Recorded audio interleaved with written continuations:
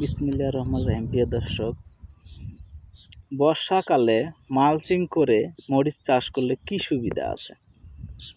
এই যে এখানে মালচিং করে করা আছে। বর্ষাকালে যেমন খুবই বৃষ্টি হচ্ছে টানা 3 দিন 4 দিন, তখন এই জায়গায় ঘাসটা আর হয় না। মালচিং করলে এই জায়গায় আর ঘাসটা হয় না।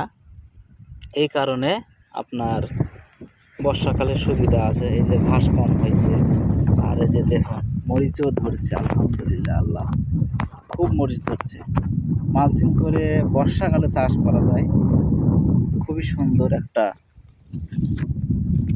দেখেন মরিচ খুবই সুন্দর হয়েছে, মরিচও ধরছে। এই যে গাছে এই যে দেখুন কি হারে মরিচ। আজকে মরিচ 12,000 টাকা মন।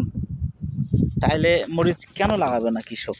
এই যে দেখুন, এটা হলো বিজলি প্লাস 2020 চারা আমি দিছিলাম। তো ওনার জমিতে আজকে আসছি। তো এই যে বিজলি প্লাস 2020 এর আগে ভিডিও দিয়েছিলাম, আপনারা দেখছেন। খুবই সুন্দর গাছে ধরে, খুব ধরে গাছে। বিজলি প্লাস 2020 সারা বছর চাষ করা যায়। তো এই যে কি পরিমাণে গাছে ধরে আছে, ওই যে দেখুন, মাশাআল্লাহ।